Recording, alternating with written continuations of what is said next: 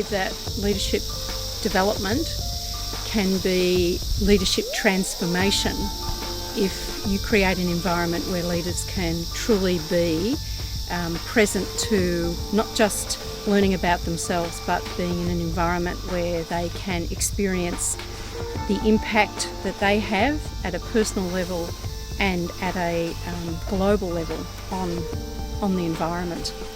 What happens is that leaders often don't understand that while their impact in their own business can be felt, that every decision they make and every time they think about the way their business works or the way the world works, they'll have an impact on far greater areas than their own organisation. So by bringing them to somewhere like Tetepare, where they pale into insignificance compared to some of the issues and problems that an organisation and the island faces in remaining pristine and uninhabited. So what they find here is another way of looking at themselves that gives them a very different perspective on their own development, their own impact, and the way that they can impact the world. The Tetepare leadership experience has, on one hand we can say it's highly structured, another way we can say it's not. There's some strong design principles that sit under the foundation, and part of this is built on a philosophy that as leaders our development has to be much more than just from a cognitive point of view. We actually need to look at it from different centres, so a head, heart and gut.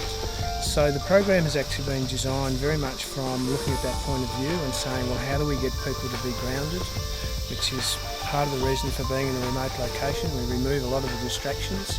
We get people to be able to work and do physical activities and tasks, which is actually supporting Tetepare Island and science and projects that they're doing. That actually helps people get grounded and start to get out of their head. The next part is there's a plethora of animals and wildlife which start to get people connected heart-wise.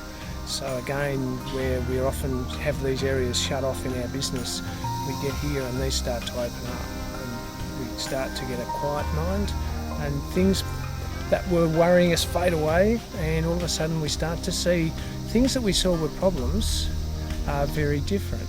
Like we couldn't see a solution, all of a sudden now we can, because our thinking shifted and we're thinking with more than just our head. Experience is really beneficial for people who realise often that they don't know exactly what's coming next for them as leaders. They've been on a path of looking at their own journey, developing themselves, really seeing the opportunities, but not quite putting their finger on, well, where do I go from here? And often what happens is when they're in that moment, they're really starting to explore what difference can I make. So they've gone past, gee, I want to be a leader and this is a really good opportunity. Here I am in the business, I'm leading. Often what we find the leaders that come here saying is that I know there's more.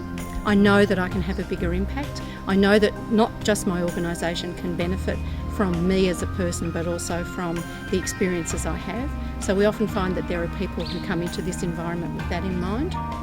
However, the other thing that happens is that when we start to talk to people about the island, it captures their imagination. This is a pretty amazing place, and the experience of being on an uninhabited island that is in the middle of, in a sense, nowhere, people are often inspired by the adventure. We're very clear though that part of the adventure is also the adventure of you. So while you might be able to participate in the science and really join the community on working in this amazing environment, there's also a piece of you in the action. And we find that it's people who are interested in the you. So we haven't just had senior leaders and CEOs, we've had consultants, we've had small business owners, we've had a variety of people. I guess the criteria, if we were to sit right back and say, so what is it? It's the willingness to participate in a journey both from your inside out, in a sense of understanding more about what makes you tick, but then also understanding the impact that you have in an environment and understanding what the impact of the environment has on you. Global Leadership Foundation has 3 guiding principles, so it's self-realisation, collaboration and stewardship.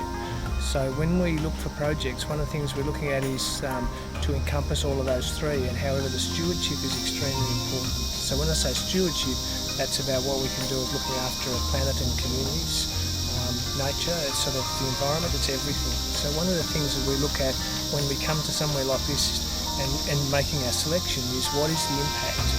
And that we can actually have. So Tetepare in particular is rather unique because it's actually helped building sustainable communities, it's helping with science, helping endangered species. There's a whole range of things where it ticks the boxes. So probably more so than any of the other projects that we've actually done. I think we are really privileged to be in a space where we can, through the contribution that leaders make to come here, fund the science, fund the projects, and those projects are quite integral to keeping this island alive.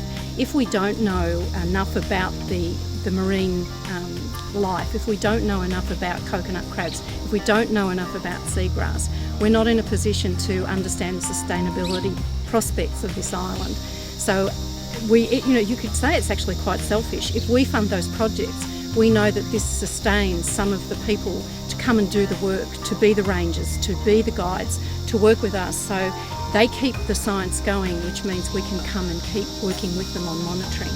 But at a bigger level, the really critical piece is that this sustainability is something that leaders can take back and start to think about in their own practice.